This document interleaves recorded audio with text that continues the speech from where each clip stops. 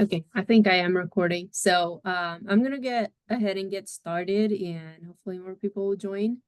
Um, Thank you all for joining today. This is the first of the Resource Conservation Workshop series, and today we're gonna be talking about managing crops for healthier soils. We're gonna have Kat Caswell from Well County Extension talking about residue and tillage management. But I want to give you a little bit of an introduction of why this is a webinar/workshop series. My name is Carla Melgar, if you don't know me already. I'm the small acreage management specialist for the Front Range. And I just wanted to explain a little bit about why resource conservation as a topic for this series. Um, my hope is that after all of these workshops and webinars, you can have enough tools to manage your land properly and use some of the conservation strategies to plan ahead and work your land, whether you are grazing animals or you have a small garden, or if you have maybe some land that you're not sure what to do with yet. Hopefully this will give you an idea to start incorporating some of those practices into your management. And I also wanted to highlight the Natural Resource Conservation Service, because that's what I'm basing a lot of these practices on. So if you're not familiar with the NRCS, they go back to the 1930s, and they started out as a way to manage a lot of the erosion problems that were happening during the Dust Bowl. So now the NRCS helps private landowners to care and make healthy choices for soil, water, air, plants, and animal habitats by providing technical and financial assistance. So similar to CSU Extension, they have that one-on-one personalized service of helping people figure out what to do with their land and how to preserve their natural resources. But in addition to that, they have some financial assistance programs. So they help you through the process of creating a conservation plan. And then if you go through the process of financial assistance, then you can get funding for implementing some of those practices. So if you go to their website, you can find your local service center. So kind of like CSU Extension, they have field offices in a lot of places in Colorado, and they have experts on a lot of different issues. So you can call them and set up an appointment so they can look at your land and help you prepare for any conservation planning. And just wanted to show you a few useful resources. So if you don't want to type in their website, you can scan the NRCS, the QR code on the screen. And I also put in the QR code for the Colorado Department of Agriculture STAR and STAR Plus programs. And we have Lisa Wynn, and I hope I pronounced that right. She's going to be talking a little bit about the programs that they have with the CDA. Then we're going to have Kat talk about her part of the presentation, and you can feel free to write any questions on the chat, and we're going to read them at the end. Or at the end, we're going to have a few minutes where you can ask your questions yourself. So Lisa, if you're ready, you can start. Yeah, I can give a little intro, and then I have like a little flyer for people to look at. So yeah, thanks for inviting me to be in on this call. My name is Lisa Wynn. I'm the Eastern Soil Health Coordinator for CDAs. So the Colorado Department of Agriculture has a soil health program. It's relatively new. We're in like our second or third year now, and we're enrolling producers to join our soil health program to implement a new soil health practice on the field that they enroll. So if you're interested in trying something like residue and tillage management, which is the topic of today's workshop that Carla's hosting, please consider enrolling your field in our program, because we can help you also with technical and financial resources to do that. So basically, producers enroll through their local conservation district. If your conservation district is not participating in our soil health program, we will find a district, neighboring or other eligible entity that you can enroll through. We'll work with you to do that. And depending on the acreage you enroll, you can have a minimum of $1,000 or up to $5,000 per year matching payment. So it's a 50% one-to-one match. So if you enroll enough acreage, you could get $5,000 reimbursed for every $10,000 that you spend. In addition, you'll also get a soil sampling test done in year 1 and 3 to kind of see if there's been any change in your soil based off of the soil management practice that you're implementing. And you also get a soil moisture sensor installed on your field to get a little bit of like additional information. And then you also will fill out this STAR field evaluation tool. So STAR is this national organization built by farmers for farmers to kind of evaluate sort of like where you are in your soil health journey. So a 1-star producer might be like your typical conventional farmer. And then a 5-star farmer is someone that's doing really a lot of different things to really promote the soil health in their field. So we are working on, we're partnering with STAR to administer those field forms, and you get like a cute little sign that says like, I'm a 3-star producer, I'm a 4-star producer. And we also are working to have some aftermarket support to give some added value to your crop based off of your STAR field evaluation. So overall, it's like a really flexible, open program. We really try to encourage producers that enroll to have, you know, like ideas about what they want to do, geared towards soil health principles. And we're not a prescriptive program. We don't want producers to sign up and have us tell them what to do. We really want them to have ideas, and we're really there to support them with technical assistance as well as financial assistance.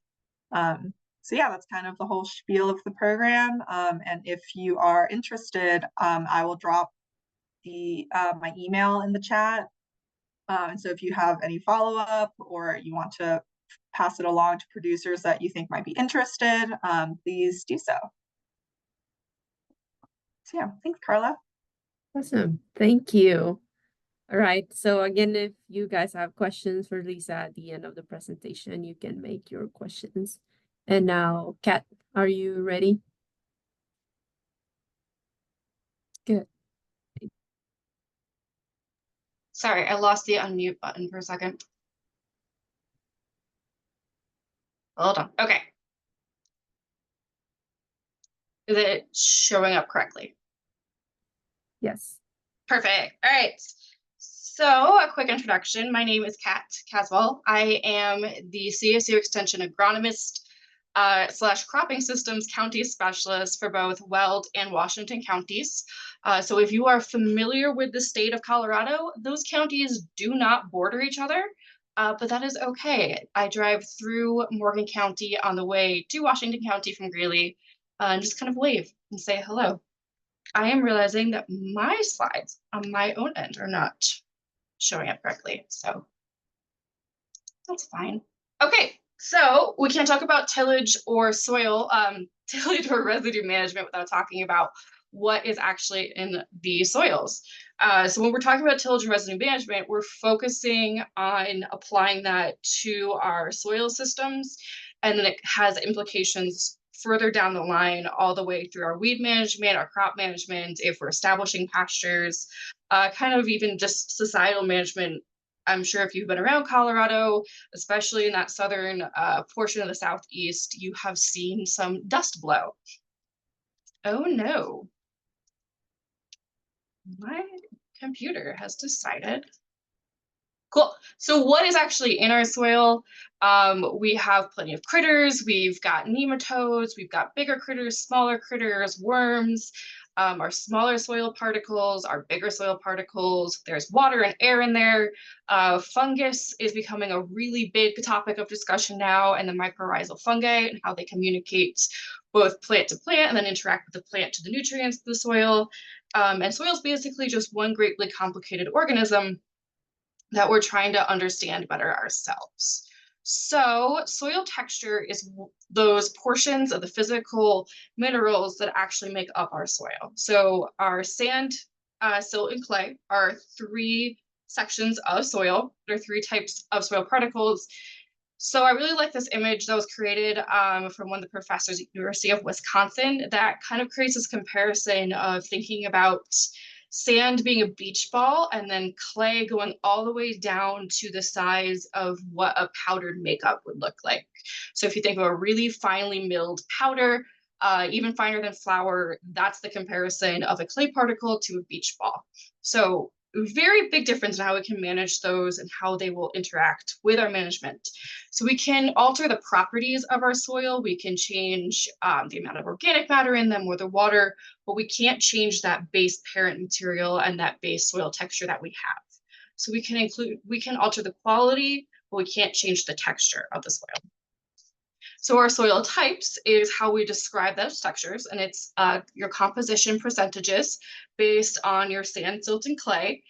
So my siblings do not work in agriculture, and they find this triangle very funny because to them it's just like soil, soil, more soil, just in different forms. So those physical impacts that we really want to address with our soil management are based in the physical traits of the soils. So something like sand isn't going to be able to hold water as much versus clay can hold a lot of water, but it doesn't infiltrate and move water through it very quickly. Some soils are more prone to compaction. They're more prone to having a higher or lower bulk density. Their structure and quality can be changed more easily kind of versus compared to the type of soil that you have. So if you have a very heavy soil texture that moves water through it very quickly, thinking like desert sands, if you're out hiking in Utah, it probably has a lot of porosity. It's not prone to compaction, but the structure is extremely loose. And it's going to be very difficult to improve the quality of that straight sand to become a soil. So Colorado in and of itself has a wide range of ecosystems driving from the eastern side to the western side. You can experience just a plethora of different soil types and different soil conditions. Basically everywhere in Colorado, except for a few regions within the mountains themselves, have extremely limited rainfall. So when we're talking about managing our pastures and managing our croplands, it really easily splits into dryland and irrigated cropping systems.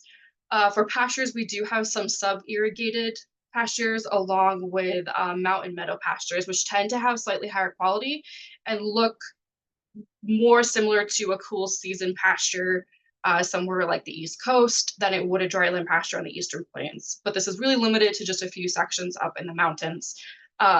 Most of our soils tend to be very sandy and very clayey, which is two ends of the spectrum. It's not a beautiful silt loam like we'd see in the Midwest. It's more of a clay loam or a sandy loam.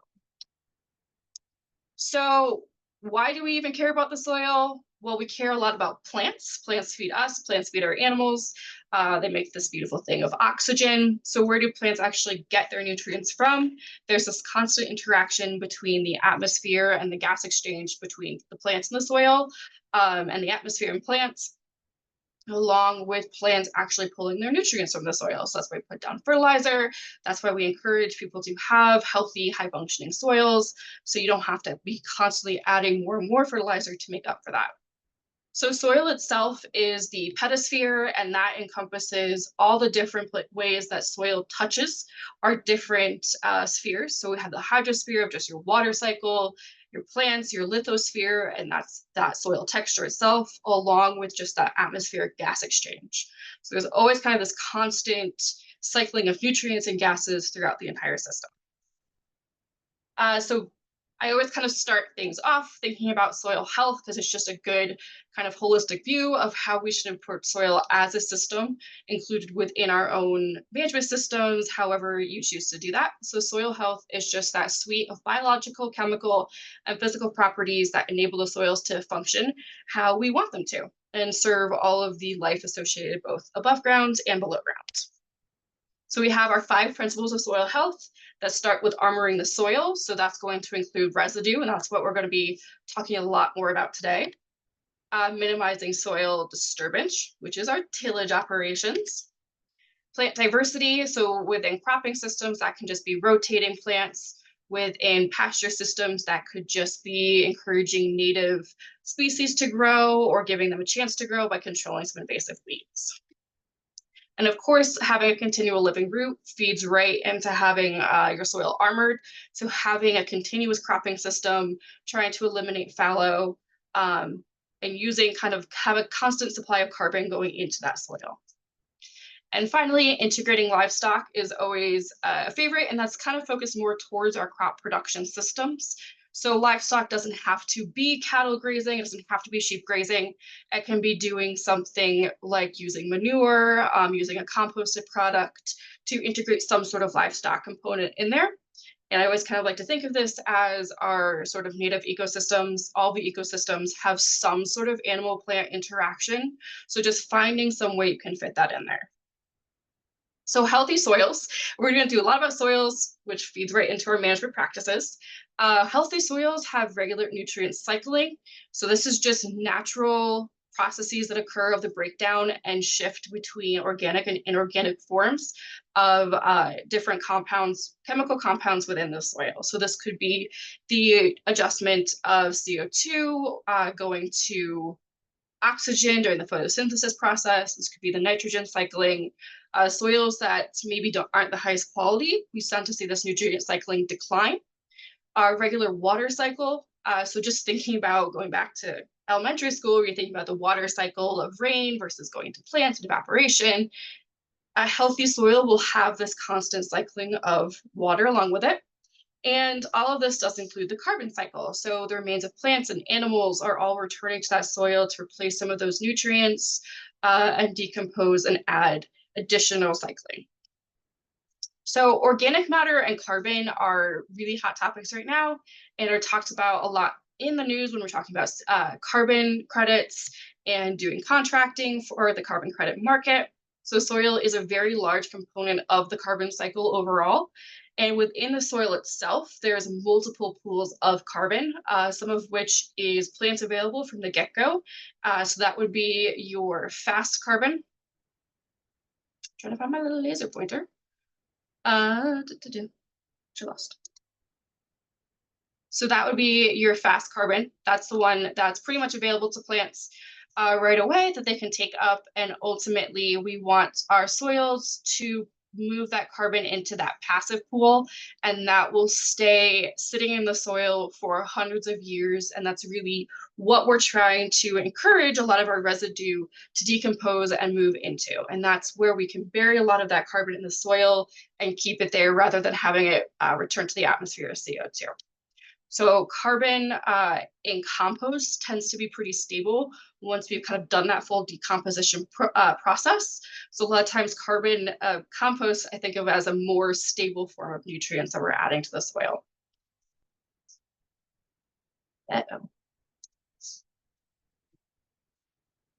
I clicked the wrong thing. There we go. So not all healthy soils look the same. Going from South America to North America to high rainfall areas to low rainfall areas. Not all healthy soils have to look like other soils look. So this is an example of a forest floor, and we have those really clearly defined soil layers of organic matter going through your O layer, your A layer, and down to your parent materials and your B layer. Our soils in Colorado will typically not look like this, and there's a lot of really great resources out of other parts of the country where they're developing soil health strategies that work really well for those systems, and their soils may look more like this over time. Our Colorado soils will probably never look quite so dark in that top layer for organic layer, just because we have really high erosion rates because it's so dry and hot here. So when we think about healthy soils, just kind of when we're out in the field looking at it, we want to look for water stable aggregates, especially in Colorado where we don't want our soil or our water to move. We want to stay where it is because then we can actually hold on to the water, which is in limited supply around here.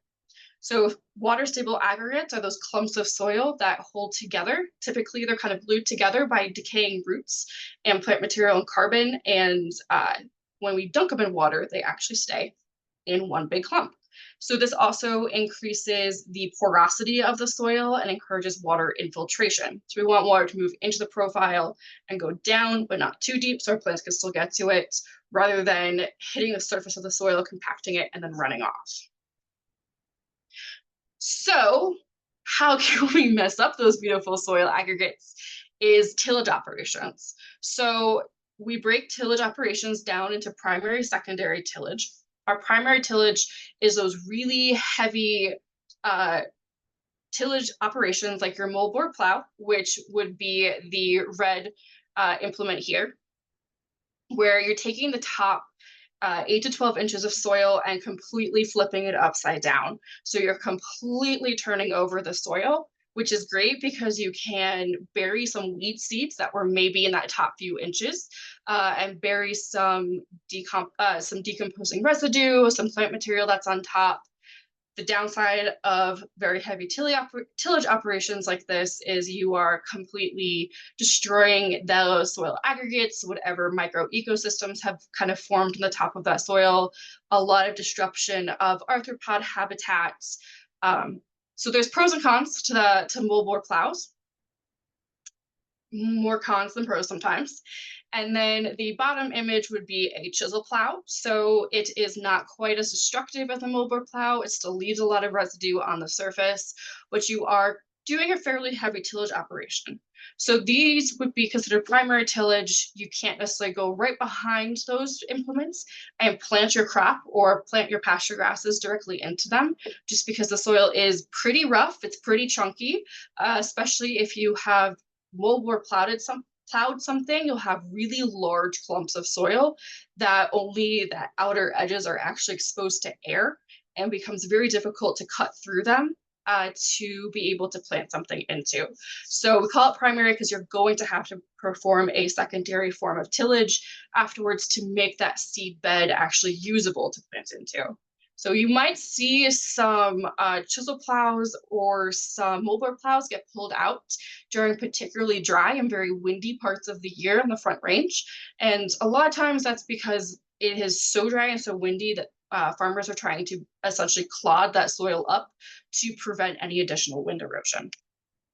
So secondary tillage is another steel implement that files behind your primary tillage event to break up any of those large clods and to make the seedbed a little bit easier to plant into, to make it a little bit softer. So some of those secondary tillage methods could also be used as your primary tillage method.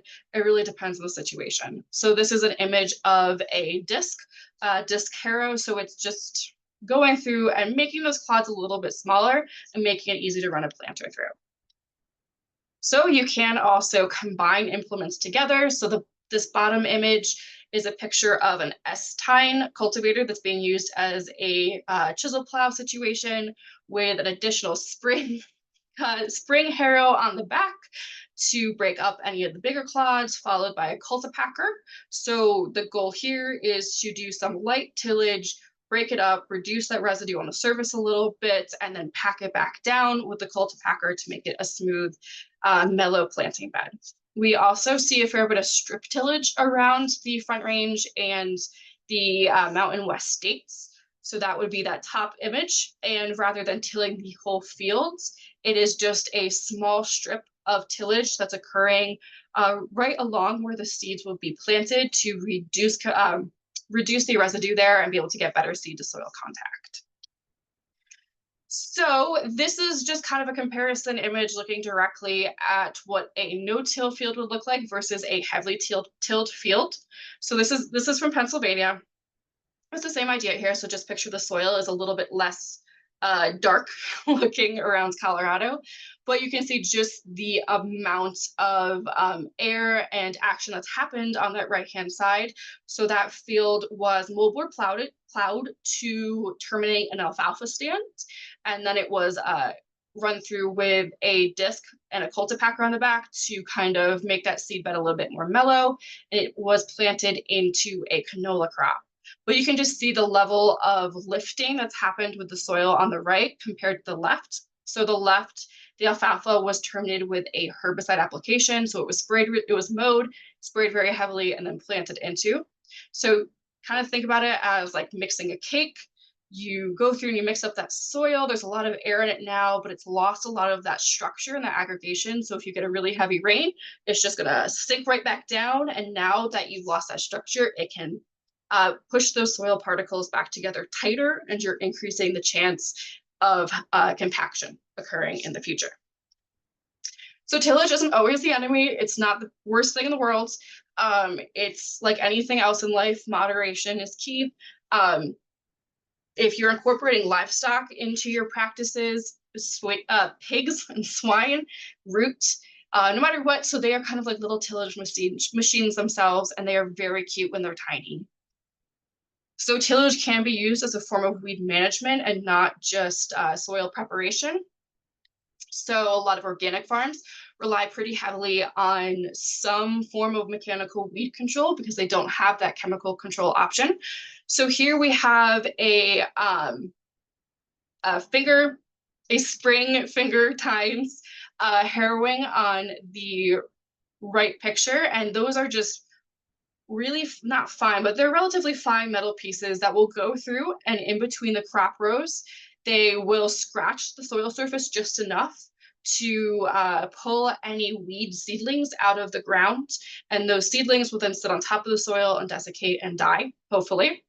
And then we have another harrowing method of that is going through and again doing the same thing, loosening the soil, flipping weed seeds up, flipping seedlings up, and hopefully chopping off any roots that are occurring. So we have a wide variety of different methods to be doing different harrow controls. We have those chisel plows can be altered to be a cultivation event. The bottom picture here is a high residue cultivator for use in moderate no-till systems. So rather than completely turning the soil up, it's one large chisel on each one of those implements in between the corn rows that goes about 2 or 3 inches into the ground and cuts off any weed roots at that level without disturbing any of that residue. So you're kind of having trade-offs of when you're preserving residue with tillage and when you're not. So this is just, again, looking at that soil structure of when you're doing a lot of those mechanical tillage events for seedbed preparation, for weed control, and what happens just over time when you're using a lot of that really heavy sort of steel methods. And then you're comparing it to your no-till methods, which typically you see a lot more worms, you see a lot of root growth, and that better structure overall. So why aren't we all just no-tilling everything? Well, so this is a field out of Nebraska that was previously wheat, and that is a beautiful looking wheat field. But imagine trying to go through and getting seeds in the ground. You're going to have some equipment that's pretty heavy that can get through all of that standing wheat stubble, that can get into the soil. Again, in this part of the country, we're pretty prone to dry conditions, and trying to plant fields that are no-till with hot and dry conditions, and that soil can get very, very difficult to cut into. Sometimes it's just easier. It's just easier to plant into the tilled up fields. It's a lot lighter, it's fluffier. And if you're planting something that's really small seeded, or you need to terminate a perennial grass and plant something else into it, it's easier to get drill seeds through when you have a completely clean tilled field. Also, some of our cropping systems and our crops just require tillage. So we grow a lot of sugar beets in Colorado, and sugar beets are typically furrow irrigated with flood irrigated systems off of ditches. So you have to till it, plant your seeds, and plant them into ridged beds. The same thing with potatoes. The San Luis Valley of Colorado grows a lot of potatoes, and they're very reliant on tillage to be getting good beds to actually plant into. And of course, our veggie crops. Weld County has a number of very large veggie farms. We have small veggie farms all over, and no-till vegetables can be difficult in terms of managing soil temperature and diseases. So we've talked a lot about tillage. What about the stuff sitting on top? So the residue is the plant material that's left over after your crop is harvested. So wheat stubble, it's your corn stover, maybe you've terminated your cover crops and you've just got a bunch of dead radishes sitting in a field. Residue can also include any weed skeletons or just dead weeds you have laying on top of the field. So this decaying plant matter that's sitting there contributes to that nutrient cycling. So I was kind of thinking of it as you're just putting down some of your like brown stuff for your compost right on top of the soil. And higher residue is also related to holding greater soil moisture, especially over the winter and into the spring. So we have some of those really huge snowfalls. So Akron got upwards of 8 inches of snow yesterday, and we have a lot of wind in Colorado, especially on the Eastern Plains. Snow really blows. So having a standing residue from your previous crop that can catch that snow and hold it there, there's a greater amount of water that's actually able to infiltrate into the soil throughout the winter, and you have a greater soil moisture profile when you're heading into the spring for whatever you're planting. Any additional residue we have on the soil will also help with weed competition. So weeds will germinate when they have the right amount of moisture, the right temperature, and the right amount of light. So any additional shading we have on weeds will help competition and will help reduce their growth and maybe delay it a little bit. And it will also help retain our soil temperatures. So bare soils, especially in this part of the country, can get very hot very quickly in the early summer. And having some residue on top of the soil will shade it, keep it a little bit cooler. It'll keep any microorganisms in the top inch a lot happier and healthier. And will also help the roots of our plants stay a little bit cooler. So when we have a really nice stand of residue, if we want to keep it around, we can try to avoid some of those really heavy tillage events.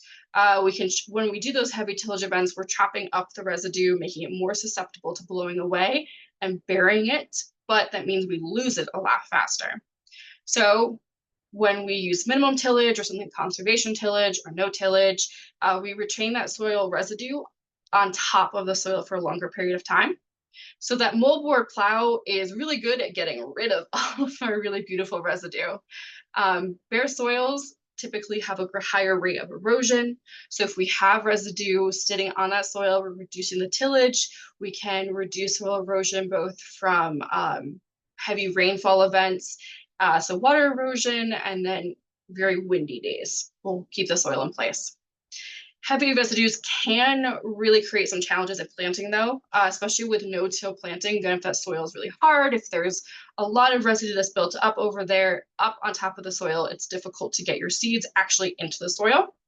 And it can also cause a tie-up of nutrients. So decaying plant matter, so that brown plants like sticks have a very, very high amount of carbon to nitrogen ratio. So when they're decomposing in the soil, the microbes are going to have to pull nitrogen out of the soil to complete that decomposition process. So if your plants are closer to like what a green leaf would be when they're getting decomposed in the soil, those microbes won't pull as much nitrogen. But if you're putting something like a lot of wheat straw into that system, you're likely to see a decreased amount of nitrogen available to your crop the next year. So that's one of the issues that producers see if they're planting their next crop into a no-till field for the first time. They'll have to add additional nitrogen to that system the first few years to be able to get through that decomposition and actually have their plant growing without being deficient in nitrogen. So we have two lovely Colorado fields here.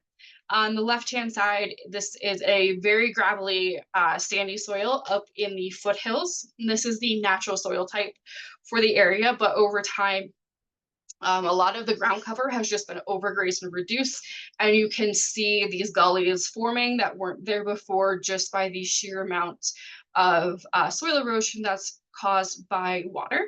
Whereas on the right-hand side, this was that field we're looking at before. That has a lot of wheat stubble on it, but this is actually a corn crop that's gone in behind the wheat stubble with some extra nitrogen. And despite getting a lot of early spring moisture, we have no soil movement whatsoever, just surely from the amount of residue we have standing there.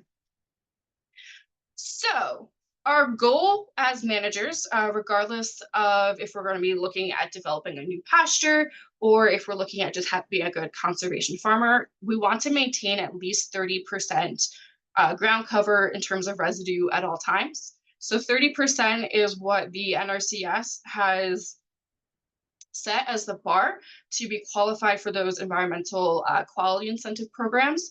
So you can be using conservation tillage, so you don't have to be strictly no-till to enter into some of those conservation practices.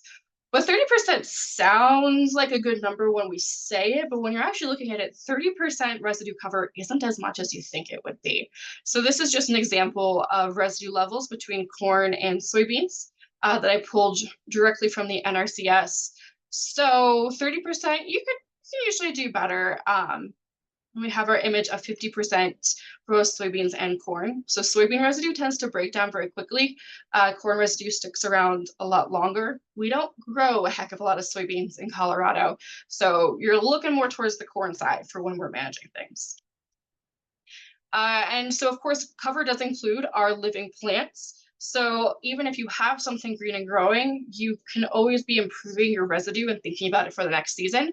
So these are some very tiny lentil plants that they are happy and growing, but we have some very large gaps in between the rows that don't have any cover in any form. And these lentil plants didn't get a lot bushier, so there was a lot of exposure and time for water erosion and wind erosion to happen, along with weed growth. So there are some common lamb's quarters through here that don't do a good job of showing the inter-row weed opportunities because they're actually growing in between the lentil plants, but that open space between the rows is more likely to get weeds than within the actual plants, lentil plants themselves further in the season.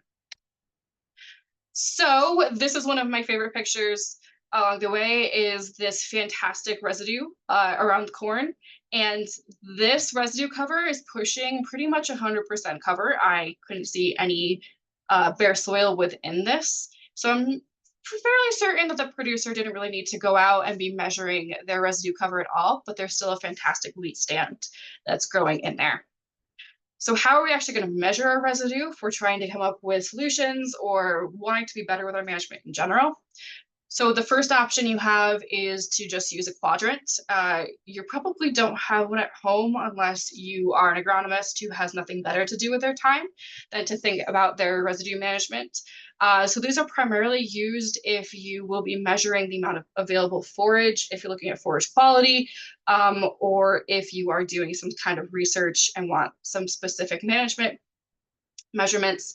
These will probably take a bit more time than if you're doing just a straight line transect by itself, but they can be used in conjunction with a line transect. So quadrants are really good used for ground cover estimates because you can look straight down at it and get more of a visual idea, but you will have to do more replicants within a field to get a more representative sample. And this is a bit easier to track species composition over time if you're looking at something like pasture management and rangeland management for specific species. So here's just some examples of what you'd be looking at with your quadrants. The right-hand side was actually supposed to be a mix and ended up being pretty cool season, completely composed of cool season grasses. So this was the goal there, was to just see total ground cover and species composition by ground cover, which it kind of didn't work out too well because the things that were supposed to emerge in there didn't. And then the other side with the dog there was doing the similar idea as those ground cover estimates, but it was looking at residue in addition to green growing plants. So the most common method is probably the easiest, especially if you just have a few fields you're looking at, would be the line transect method. And this will be utilized by a lot of our conservation district technicians and our NRCS soil conservationists, is you just pick an area in the field. You're going to do 3 or more of these line transects based on the field that you're doing. You're going to take a 100-foot measuring tape. They are available at most hardware stores, Lowe's, Home Depot. They're like $20. You can get really nice ones for more than that, but if you're on extension budget, $20 measuring tape will do it for you. And you just stretch it out across your crop rows and you start counting at each foot. Every time you hit a foot marker, you look down at the tape, and if something greater than 3/32 of an inch that in diameter is touching it, that's a ground cover. That's a piece of residue. So every time you have something touching the tape, whether it's a green growing plant or a actual piece of decayed residue that's sitting there, it counts. So for 100-foot tape, the number of times you count something touching the measuring tape, it counts as 8%. So if I'm looking straight down the tape, I do count only 50 times it touches. For my 100 meters, I have 50% ground cover. So when you're actually looking at your measuring tape, you're going to count at the same side of the number each time, and you're going to look at the same side of the measuring tape each side. And don't look at it from an angle, and you're going to be tempted to just crouch next to it and look at your measuring tape looking across the side. You don't want to do that. You're more prone to looking at either side or looking at it not quite so that it's touching, so it looks like it's touching, but it's not really. You're going to stand straight above it and look straight down. So those are my feet in the picture. So you want to look straight down at your feet, and that will give you the best estimate of what's actually touching the measuring tape or not. Also kind of gives you a bird's eye view of how much soil in that quadrant you can actually see if you're choosing to use a quadrant. So this is probably a bit easier way to visualize it. Here's our measuring tape in the upper side going across. I know I have a laser pointer somewhere. Aha, okay. So here's our measuring tape going diagonally across our crop row. So we can look at the 1, 2, 3, 4 marks are all of our foot markers on our measuring tape. So we're looking straight down. I'm going to always look at the side that has my number on it. You can choose whatever side works for you, and I'm always going to look towards the top of that measuring tape. Just pick a side that's consistent for how you're going to use it. If I'm looking straight down, at that point, nope, my residue isn't touching the tape, so it doesn't count. You do the same thing here. I'm going to look at the side with the 2, and yep, it's touching. So if you go again for the 3, well, there's nothing anywhere near the tape at the 3 point, so you're good.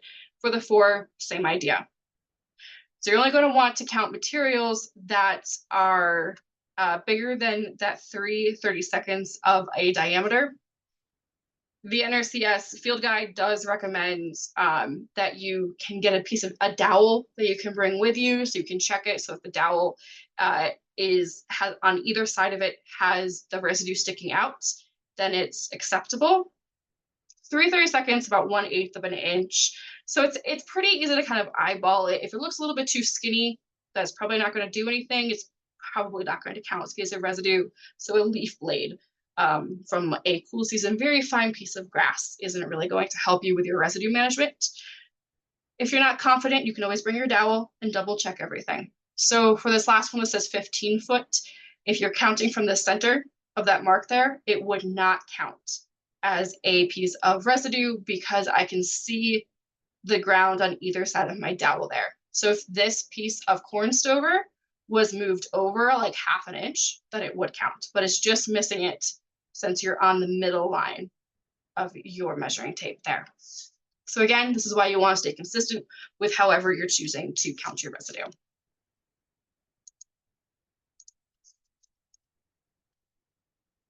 Okay, so I had originally designed this presentation to be the in-person class. So we're going to do, I won't make anybody shout out, but we're just going to take a look at this pieces of residue and figure out where our residue is actually touching. Ooh. So I realized I'm missing a slide. So across these marks, if I'm looking at the 10 here, the residue is definitely touching here. But if I go up to this spot, if we're looking at this 80 here, until we read, there is nothing there, so would it be touching? But this is a good example that you'd want to be putting your measuring tape diagonally across. You're going to be primarily looking at this corn stover, but if you have some nice green plants from this cover crop growing and touching, that would also count as some residue.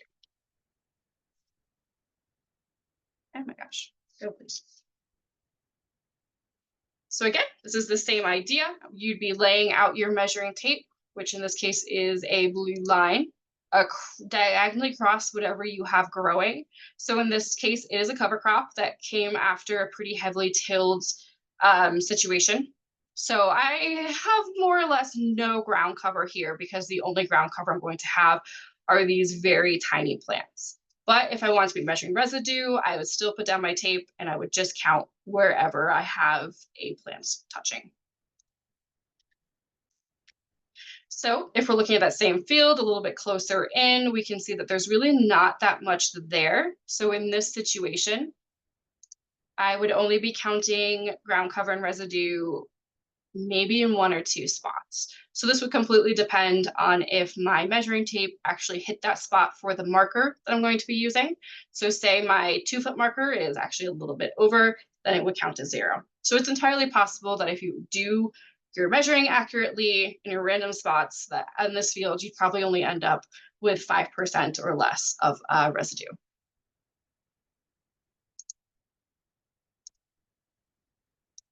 No, oh, that is not what I want to click. Give me 1 second to fix that.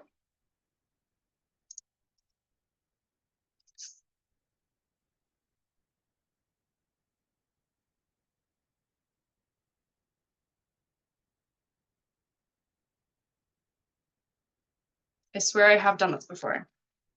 Okay, so there are a few other methods that you can always use. You can use a meter stick method. So I have a good image of that, but same idea. You put down a meter stick, much like your measuring tape, and you count for every centimeter that it hits a piece of residue, and you can use that as your percentages. It's a much smaller measurement, it's much closer together, and you probably want to do more replicants throughout the field to be getting a representative sample. But if that makes it a little bit easier, if you only have a small area you're working with, it's more feasible than having to go out and buy a 100-foot measuring tape. And then you can also use photo comparisons. So this is a pretty common practice with a rangeland monitoring situation where you put a post in, you have a land marker, and that's where you go take a picture every year. If you have a few spots in your field like that, you can always monitor your residue over time just by taking a picture and kind of doing an estimate of maybe have 50% ground cover or residue standing in that picture every year. There are also formulas available for the residue amount left over based on your tillage practices and the crops that you were planted. So those are both available from state NRCS and state extension programs. If you're just getting an estimate so that you need to determine how much extra fertilizer you need or conservation methods, or if you qualify for different programs or not. That will also feed into any nitrogen credits you have left over from a legume crop. So, because a lot of times we end up speaking to small acreage owners who have animals, if you're going to be managing your tillage and residue ahead of restoring a perennial pasture, there are some slightly different ways you want to approach it. So typically, as our pasture quality declines, we're losing those good grazing species and the forage grasses that we like. We tend to see an increased number of weeds along with an increased amount of soil erosion. We have that bare soil and the wind is just blowing that away. And I get to see really beautiful dust clouds around the county when you're driving down the roads. So your first goal here is going to be controlling your weeds. There's some schools of thought where just having anything growing in the ground counts as some ground cover and roots holding it in place. Unfortunately, some of our weeds don't do as good of a job of this as our desirable species. So something like having a lot of kochia plants in your fields probably won't help your soil erosion too much. You'll want to try to remediate that situation. But we can improve some of that residue and soil erosion with cover crops ahead of seeding. So if we're focusing on your weed management, but you know you're going to have a lot of bare soil, but you're not ready to put your perennial grass seed in the ground, you can try a cover crop so that you have that plant that's growing in the soil, you're armoring the soil, you have that living roots, and you can then terminate it either by mowing it or using a herbicide to put some nice residue down. It'll encourage some organic matter, you'll have some decomposition of those plants, and it will also help outcompete your weeds. Once you see that really nice cover crop going, or maybe it's just managing some species that are already there nicely, you can try a no-till planting for your perennial seeds. So in this situation, this is a overgrazed, really bare pasture that had some winter kill in addition to it, but you can see it's already starting to have some erosion from heavy rainfalls. So this was taken about midsummer, so through the winter, it was a really harsh winter. The ground froze a lot harder than it typically did, but there's all these patches popping up because it was fairly loose soil on the top. And there was some really heavy rainfall events that happened before I saw this field. And you can already see that it was kind of pocketing. There was some clay spots. But there are some happy little plants. That was actually some good grasses that were growing in there. So in this situation, they could just no-till into there if the conditions were appropriate for planting a perennial grass. But in the meantime, I actually recommended to these individuals to put down a cover crop because it was early in the summer. A perennial grass wouldn't establish right away, but they were going to have a lot of heavy soil erosion if they didn't have some sort of residue on top of that soil. Got to click the button again. So in this situation, this was another small acreage pasture that was looking to improve their quality over time. And they actually, they should measure this with their measuring tape and do some residue assessments before making any decisions. But having gone through this field, there was actually some nice residue on the soil already. And you can see in between these growing plants that there is some decaying skeletons of some weeds. There's some leftover trampled down grasses from the previous year when the horse had gone through, and they have smooth brome that's already up and growing. So this is again, this was early midsummer. So they did have some nice plant establishment. They did have more than 30% residue at this point. So improving their quality for residue, I would say don't till anything and leave it alone for a year or two, or implement some better grazing strategies so that you're not losing any of this residue and those plants can continue to grow in there.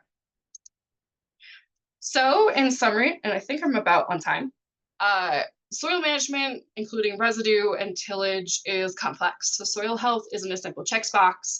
Pasture health isn't a simple checkbox. All of these elements are constantly interacting. There is no straightforward solution. Everything is nuanced and everything's a little bit different.